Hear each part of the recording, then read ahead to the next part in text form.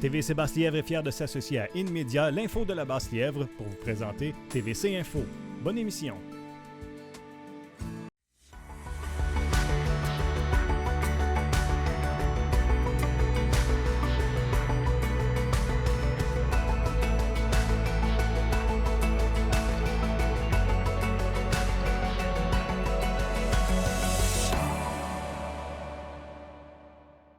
Bonjour tout le monde, 10 novembre 2021, mon nom est Floralie et cette semaine, on fait le point sur les enjeux de santé dans la MRC Papineau puisqu'un rapport de recherche vient de sortir. Je m'entretiens avec les deux conseillers municipaux, nouveaux conseillers municipaux du district de Masson-Angers et du district de Buckingham et Sandra Mathieu nous donne ses idées pour découvrir l'Outaouais.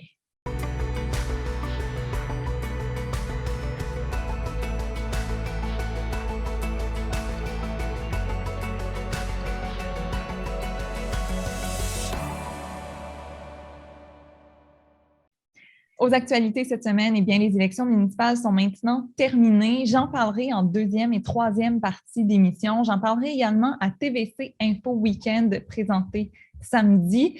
Alors, avec Yannick Boursier, d'abord, on va parler des enjeux de santé sur le territoire. Yannick Boursier, il y a eu un rapport déposé sur les inégalités en matière de santé, donc à travers l'Outaouais. Quels sont les résultats de ce rapport? Oui, c'est deux chercheurs de l'Institut de recherche et de statistique qui ont fait un suivi. Ils avaient déjà fait un rapport pour parler de la situation de l'Outaouais par rapport au reste du Québec, mais là, ils ont voulu regarder plutôt à l'intérieur de l'Outaouais la situation, les inégalités qu'on voyait dans l'Outaouais. Donc, ce qu'ils ont vu, c'est qu'effectivement, il y avait beaucoup d'inégalités à l'intérieur même de la région, notamment pour le Pontiac et la vallée de la Gatineau. Pour la MRC de Papineau, entre autres, la situation est un petit peu mieux, mais il y a quand même des enjeux de ce côté-là. Il faut regarder qu'est-ce qui se fait. Le fait qu'on est plus proche, la même chose aussi avec la MRC des collines de l'Outaouais. Il y a certains enjeux, mais la situation est moins pire qu'à l'extérieur. Mais qu'est-ce qui ressort pour la MRC Papineau concrètement? Bien, du côté de la MRC de Papineau, une des bonnes choses qu'on voit, entre autres, c'est le pourcentage de gens qui utilisent l'urgence pour des cas qui sont jugés moins urgents. La MRC de Papineau est la seule des sous-régions, des MRC, en fait, de l'Outaouais, qui est dans la moyenne québécoise. Les autres MRC sont toujours plus élevés. Donc, il y a beaucoup de gens qui vont à l'urgence pour pas grand-chose. Ce qui explique peut-être, ça s'explique peut-être par le fait qu'on a, entre autres, à Saint-André-Avelin, une urgence, une mini-urgence 24/7 et des coops de santé qui sont aussi très utilisés dans la région aussi. Donc, c'est sûr que de ce côté-là, ça aide. Une autre statistique qui ressort, c'est que le taux de médecins du côté de la MRC de Papineau par habitant est plus élevé. Par contre, on n'est pas en mesure de dire si c'est vraiment des médecins qui se pratiquent de ce côté-là ou qui résident dans la MRC. Et l'autre aspect, comme on disait aussi, c'est qu'il y a beaucoup de spécialistes là-dedans. Donc, ça ne veut pas dire que c'est des médecins qui offrent un service. Et d'ailleurs, on le voit parce qu'une des statistiques où on est le moins bon, c'est du côté du pourcentage de gens qui attendent encore un médecin de famille. On est parmi les plus élevés de la région. Donc, même si on a beaucoup de médecins, les gens cherchent encore des médecins de famille et cherchent à avoir des services de ce côté-là. Mais ultimement, avec le rapport qui vient de sortir, qu'est-ce qu'on souhaite que ça apporte? Bien, on a voulu mettre en lumière la situation pour démontrer un peu comment que la centralisation des services qu'on a vu avec l'arrivée des CIS avait eu un impact dans la région. C'est ce que les chercheurs cherchent un peu à démontrer. On me disait qu'on voit vraiment qu'il y a un besoin de décentraliser le plus possible les services vers les différentes régions pour répondre aux différents besoins, parce que ce n'est pas tous les mêmes besoins un peu partout.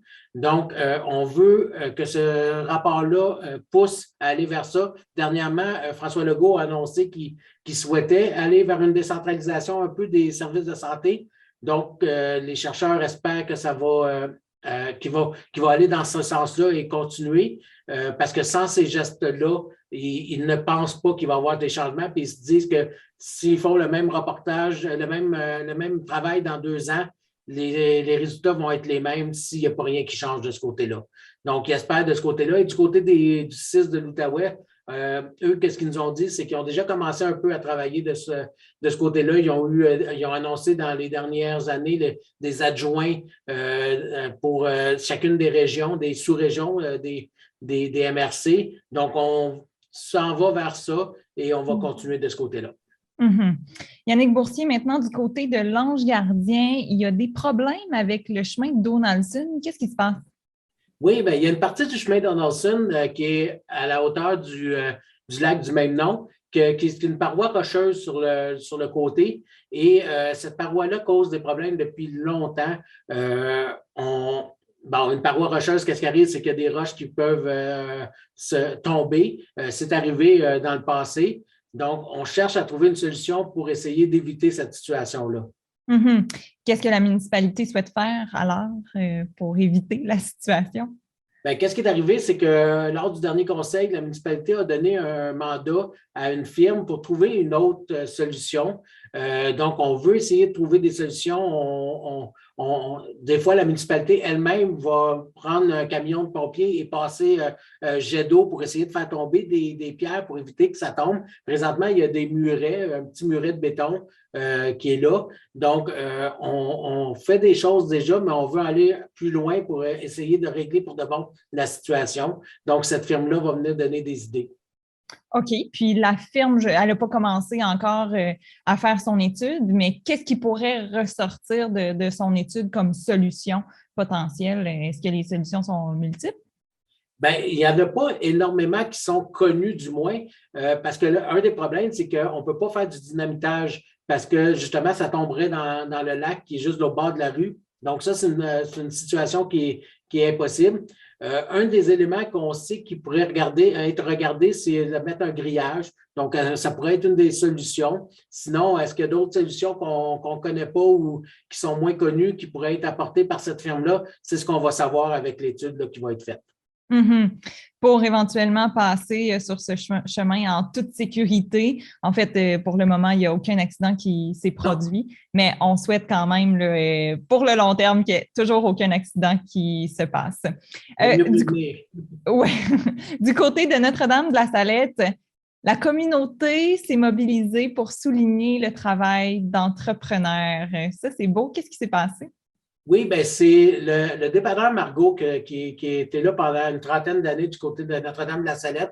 Les propriétaires, ça faisait quelque temps qu'ils cherchaient à vendre et qui ont finalement vendu dernièrement. Et donc, ils ont cédé le dépanneur à un nouveau propriétaire dans les derniers jours. Donc, la communauté a souhaité souligner le travail fait par ces gens-là du côté de Notre-Dame de la Salette. Donc, la semaine dernière, plusieurs entreprises de la région et des citoyens se sont rencontrés une dernière fois du côté du dépanneur Margot pour rencontrer Margot et Daniel, les propriétaires du dépanneur. On leur a offert des cadeaux.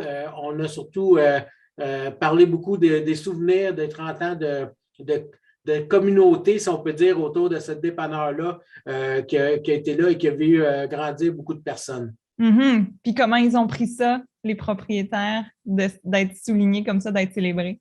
Bien, ils étaient émus. Ils savaient qu'en s'en allant là, parce qu'ils ont déjà cédé le dépanneur, en s'en allant au dépanneur, ils savaient qu'il y avait quelques personnes qui voulaient les rencontrer, mais ils ne s'attendaient pas à ce qu'il y en ait autant. Et Margot a d'ailleurs indiqué en arrivant, elle dit « J'ai demandé à Daniel si on retournait de bord. » Donc, elle était un peu émue de la situation. Son fils était là aussi, ça l'a beaucoup ému. Donc, ça lui a permis de rencontrer des gens.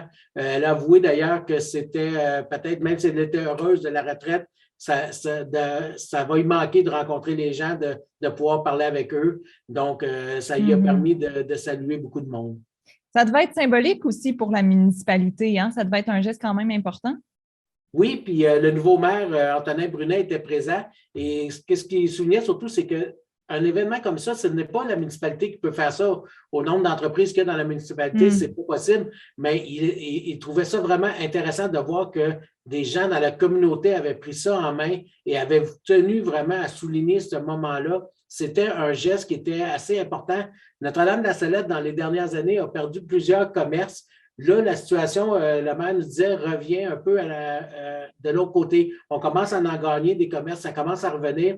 Donc, de voir cet esprit de communauté-là, c'est un bon signe pour le futur de Notre-Dame-la-Salette, selon le maire. Mm-hmm. En terminant, Yannick Boursier, on n'en parle pas souvent des Tigres de cette équipe de football d'Ormidas-Gamelin. Mais là, maintenant, leur saison est terminée. Quel bilan on en fait de leur saison? Oui, bien, c'est ça. La saison s'est terminée samedi. Ils ont participé à la demi-finale de la Ligue. Ils ont malheureusement perdu par la marque de 42-35. Ils se sont bien battus, par contre. Le match avait mal commencé pour eux. Ils étaient même en retard de 3 touchés à un moment donné, mais ils sont revenus quand même de l'arrière, mais ça n'a pas été suffisant pour remporter la victoire. Mais l'entraîneur était heureux de la situation, était heureux de pouvoir dire que ses joueurs n'ont jamais lâché. Et c'est ce qu'il disait aussi pour toute la saison, parce que la saison n'a pas été toujours facile. L'équipe a quand même réussi à se terminer 3e au classement général, mais il y a eu des hauts et des bas. Il y a certains matchs où ça allait très bien, d'autres matchs où ça allait moins bien. Donc, ça n'a pas toujours été facile, mais les jeunes n'ont pas lâché. C'est ce que l'entraîneur soulignait, là, surtout pour cette saison. Mm-hmm. Puis en terminant, qu'est-ce qui s'en vient pour cette équipe? Bien, la situation a toujours été difficile dans les dernières années parce qu'ils n'ont pas énormément de joueurs. L'entraîneur disait il y a eu un peu de retard au niveau d'aller chercher des nouveaux joueurs pendant quelques années, du recrutement. Donc là, on a remis l'accent vers le recrutement et le cadet et le Benjamin, les équipes plus jeunes, avaient beaucoup de joueurs cette année. Donc, ça augure bien pour les prochaines années du côté des Tigres. Yannick Boursier, merci pour ces informations. À bientôt. Merci.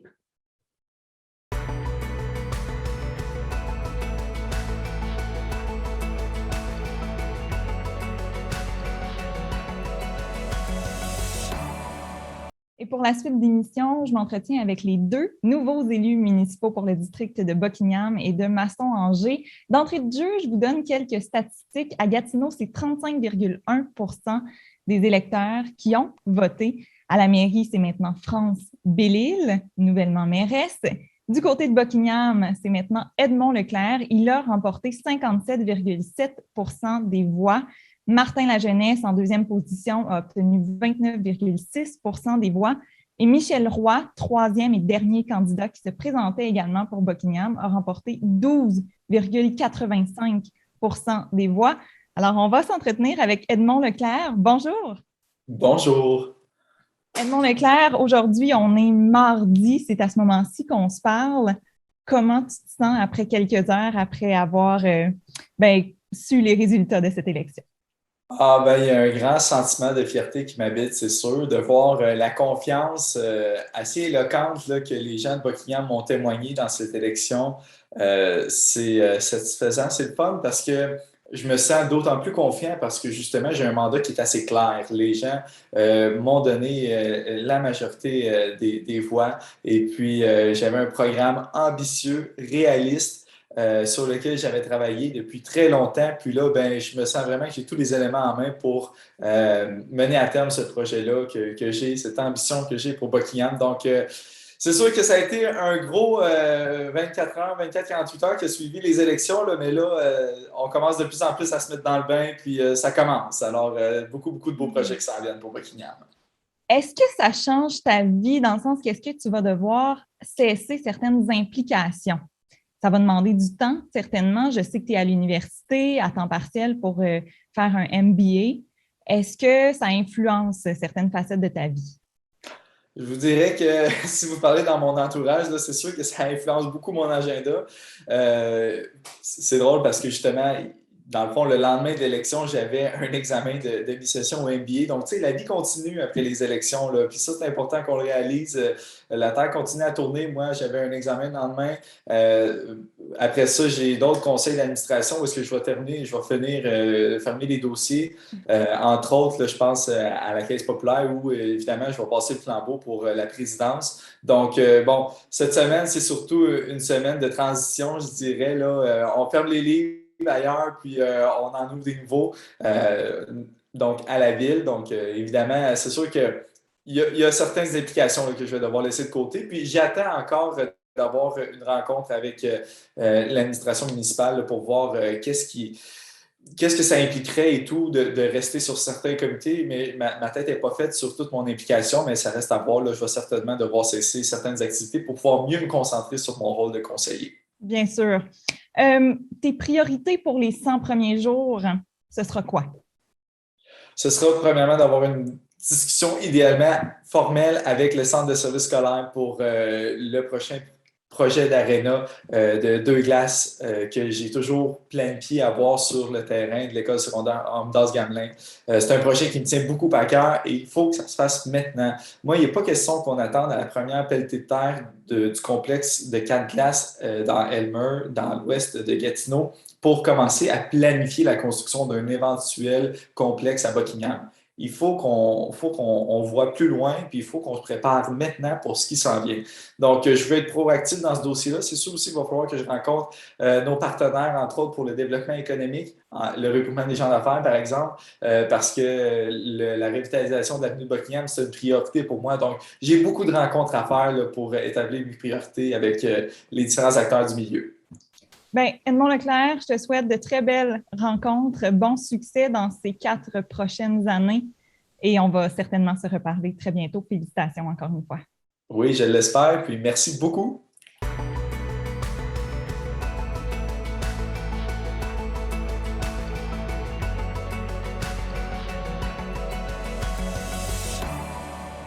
Du côté de Masson-Angers, eh bien, il y avait 4 candidats. En 4e position, Martin Aymon a remporté 8,6 % des voix. Alain Bergeron, quant à lui, a remporté 14,4 % des votes. 2e position, Sylvain Tremblay avec 16,5 % des voix. Et finalement, Mario Aubé a remporté la majorité des voix, 60,5 %. Alors, on l'a en entrevue. Bonjour, Mario Aubé. Bonjour, Floralie. Comment tu te sens après quelques jours déjà d'être élu comme ça pour le district de Masson-Angers? Ben, c'est un beau moment, honnêtement, là, pour moi, bien sûr, d'avoir remporté, surtout par une marge aussi écrasante, comme je mentionnais. Je passe un coup de fil d'ailleurs à mes adversaires, leur disant qu'ils ont fait aussi une belle course. Ça a été fait dans le respect. Et ça, je pense que c'est la chose la plus importante. Après ça, ce sont les électeurs qui prennent une décision une fois dans l'urne, après avoir écouté nos programmes, nous avoir connu nos personnalités également, d'avoir un aussi grand pourcentage pour notre district de Masson-Angers. Moi, je trouve ça bien. Le message est clair. Maintenant, ben, une fois que les électeurs ont été votés, c'est à moi de faire le travail là, au nom de toute notre population ici dans notre district. Et le travail a déjà été commencé. D'ailleurs, Ardon d'Edmond Leclerc me disait que vous êtes parlé. Est-ce que vous êtes déjà en train de réfléchir à des idées qui pourraient être bénéfiques là, autant pour Buckingham que Masson-Angers? Oui, bien, les idées très, très précises, pointues, évidemment, vont venir assez rapidement. Il y a eu évidemment cet appel de courtoisie. On s'est rencontrés également mardi matin à la Maison du Citoyen. C'est une première rencontre, d'ailleurs, pour l'ensemble des élus à la demande de la nouvelle mairesse de nous rencontrer. Question juste d'échanger sur d'où on vient, qui on est, pour bien se connaître autour de la table du conseil municipal, où on aura travaillé ensemble pour les 4 prochaines années. Il y a aussi la dynamique parti et les indépendants. Je pense que tout le monde est d'accord de repartir sur une nouvelle base, une page blanche, de ne pas voir d'anciens conflits, quels qu'ils étaient ou soient. Donc, on repart vraiment à zéro avec l'intention de bien travailler tous ensemble, de collaborer. Et d'ailleurs, dans le cas de mon collègue ici, dans le secteur Buckingham, c'est la chose que je lui ai répétée à plusieurs reprises. Nous allons également là, luncher ensemble cette semaine là, pour déjà établir les bases de notre collaboration parce que souvent, là, oui, c'est 2 territoires dans l'est de la ville, mais souvent les besoins peuvent se ressembler ou se retrouver, se rejoindre en quelque part. L'important, ça revient à ce qu'on a dit cette semaine à l'ensemble des autres élus dans tous les quartiers de la ville. Oui, il y aura des décisions un jour à prendre. Oui, il y aura des positions précises, mais si on est capable de travailler dans un grand respect, main dans la main pour faire avancer les dossiers aux 4 coins de la grande ville. Je pense que c'est la meilleure chose à faire. Monsieur Aubé, je vais vous tutoyer, en fait, je vais tutoyer Mario Aubé. Tu as un projet de faire en sorte que Masson-Angers soit la porte d'entrée de Gatineau et qu'elle soit belle, cette porte d'entrée. C'est important pour toi, mais on n'a pas eu la chance d'en parler tellement dans la première entrevue qu'on avait faite avant les élections. Peux-tu me parler un peu plus de ce projet, de cette vision que tu as? Qu'est-ce que tu vois là, comme élément qui pourrait rendre Masson-Angers beau en quelques secondes, en 30 secondes environ? Oui, bien, essentiellement, je pense d'abord, il faut régler tous les services de base pour s'assurer, mais on a droit quand même d'avoir certains rêves. Je pense qu'on parle de notre 4e grande ville au Québec. On arrive par la 50 ou la 148 et on rentre, on n'a comme pas l'impression qu'on est à quelque part d'autre. On dirait que c'est la continuité d'une des nombreuses municipalités par exemple, la MRC de Papineau. Alors, c'est de faire en sorte, puis je donnais des exemples, que ce soit des fanions d'éclairés, le pont Major en entrant dans le secteur Masson ou par l'autoroute 50, un gros Gatineau clair, là, qu'on entre dans une 4e grande ville. C'est la porte d'entrée sur notre secteur, notre district pour la grande ville de Gatineau. Alors, ça restera à préciser, mais il faut que ça ressemble à quelque chose comme « Wow, on arrive vraiment dans la 4e grande ville ». Mario Aubé, merci beaucoup et bon succès pour ces prochaines 4 années. Ça me fait vraiment plaisir, puis au plaisir de se parler. Félicitations.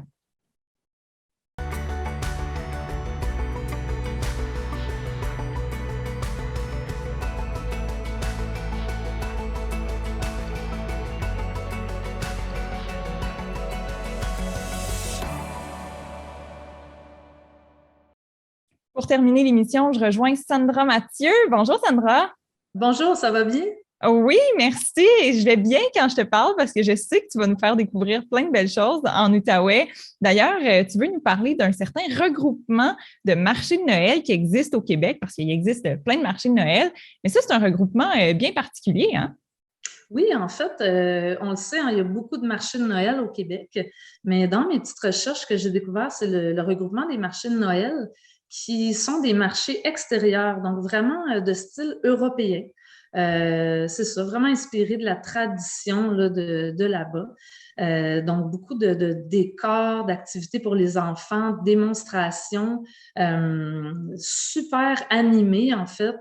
Puis, il y en a un dans le vieux Elmer, donc pour l'Outaouais, qui fait partie du regroupement. Donc, super intéressant. On va pouvoir y aller dernière fin de semaine de novembre et première fin de semaine de décembre. Oui, parce que les marchés européens sont vraiment particuliers. J'ai eu la chance d'en vivre. Tu as eu la chance d'en vivre aussi, hein, j'imagine? Oui, absolument. Fait qu'au Québec, si on peut se rapprocher un peu de ces marchés-là traditionnels, c'est très intéressant parce qu'il existe aussi des marchés de Noël intérieurs, mais à l'extérieur, c'est vraiment le fun d'aller là. Il existe aussi d'autres types de regroupements. Là, on sort des marchés de Noël. Il existe des coops de plein air. Tu as fait des recherches par rapport à ça aussi? Oui, parce qu'en fait, on connaît, je pense tous bien la coop Vallée-Bras-du-Nord dans le coin de Québec. J'étais curieuse de savoir s'il y avait d'autres coops de plein air ailleurs. Puis il y en a une dans l'Outaouais, Aventure Éliante, qui est dans la MRC du Pontiac. Donc, ce qui est intéressant avec les coops, c'est que c'est vraiment, ils travaillent dans un esprit de collaboration pour vraiment développer l'écotourisme dans des secteurs. Donc, c'est le cas de la coop Éliante. C'est un secteur, on le sait, le Pontiac, là, il l'appelle le Far West québécois, donc c'est pas accessible à tout le monde nécessairement, c'est un grand territoire. Donc, eux, à la coop, ils ont des guides certifiés, on peut y aller en raquette, en ski hors-piste, faire du camping d'hiver avec eux. Donc, vraiment un beau territoire à découvrir, une belle coop aussi, des belles valeurs éco-responsables, des belles valeurs de solidarité, fait que bien intéressant. Sandra Mathieu, également, quand on s'est parlé la dernière fois, il y a 2 semaines, tu nous as dit que tu t'en allais chez Uma Spa. C'est un nouveau projet dans le développement Agora, dans le plateau à Gatineau. Et là, je veux savoir comment tu as trouvé ton expérience. Écoute, j'ai adoré ça. En plus, j'ai eu la chance de rencontrer une des copropriétaires, Héloïse Charrette. Donc, ce qu'il faut savoir, c'est que c'est les sœurs Charrette, pardon, c'est les filles du studio 157 à Gatineau. Et puis, elles caressaient ce rêve-là là, de de proposer une expérience vraiment globale aux visiteurs. Elles ont visité plein de stations thermales en Europe. Elles ont fait le tour des spas au Québec. Et puis, ce qu'elles nous offrent, c'est vraiment très particulier. Là, déjà, avec l'aromathérapie, elles ont travaillé avec une entreprise de marketing olfactif. Donc, il y a 3 parcours avec des odeurs d'huile essentielle très différentes qui nous font vivre vraiment des expériences absolument singulière, en fait. Et puis, j'ai adoré, moi, 2 découvertes que j'ai fait, le salon de pressothérapie. Donc, vraiment, au niveau des jambes là, qui active la circulation, là, c'est un 20 minutes où est-ce que vraiment, c'est comme si on était en apesanteur. Donc, ça, j'ai adoré ça. Et aussi le neurospa. Donc, c'est des neurostations qui nous permettent d'être couchés et d'avoir des vibrations avec de la musique et des effets sonores tout en même temps.